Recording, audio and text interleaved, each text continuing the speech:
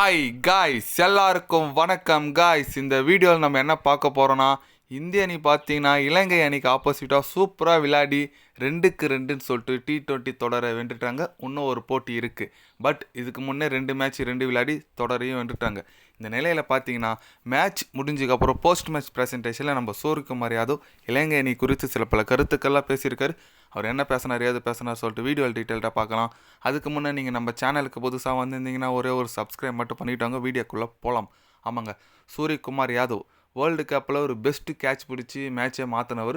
அவர் பார்த்தீங்கன்னா இப்போது முதல் முறையாக T20 கேப்டன்ஷிப் கொடுத்து லீட் பண்ணிட்டு வந்துட்டுருக்காரு. ஸ்ரீலங்கா அணிக்கு ஆப்போசிட்டாக 2-2 சொல்லிட்டு தொடர வென்றுட்டாங்க. ஃபஸ்ட்டு மேட்ச் பார்த்தீங்கன்னா 43 ரன் வித்தியாசத்தில் வெற்றி பெற்றாங்க.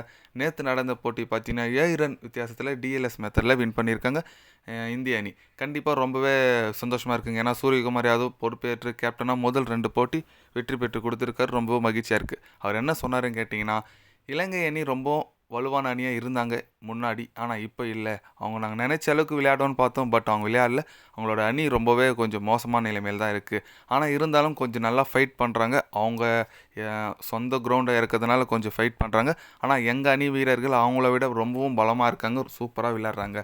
கண்டிப்பாக நாங்கள் 3வது T20யும் வெற்றி பெறணும் தான் கண்டிப்பாக நாங்கள் குறிக்கோளோடு இருப்போம்.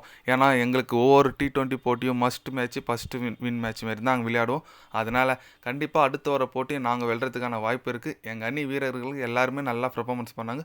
அவங்க எல்லாருக்கும் நான் வாழ்த்துக்கள் சொல்லிக்கிறேன் அப்படின்னு சொல்லிட்டு நம்ம சூரியகுமார் யாதவ் பேசியிருக்காரு. அவர் பேசியிருக்கிறத பார்த்தீங்கன்னா, ஸ்ரீலங்கா அணிலாம் ஒரு அணியே இல்லைப்பா, நான் அந்த அணியெலாம் நாங்கள் ஒரு அணியை எடுத்ததில்லை அப்படின்னு சொல்லிட்டு பேசுகிற மாதிரி தான் பேசியிருக்காரு. பட் அவர் சொல்கிற மாதிரி கரெக்டு தாங்க. ஏன்னா ஸ்ரீலங்கா அணி முன்ன இந்த சங்ககரா, ஜெயவர்தனை, அப்புறம் தில்ஷானு, மல்லிங்கா இறங்கும்போது என்ன அணியாக இருந்துச்சுங்க. எப்பா, எல்லா அணிக்கும் ஒரு எப்படி சொல்கிறது, ஒரு ரொம்பவே ஃபைட் பண்ணுவாங்க, வின் பண்ணுவாங்க. ஆனால் இப்போ பார்த்தீங்கன்னா ரொம்ப ஒஸ்ட்டாக போயிட்டாங்க.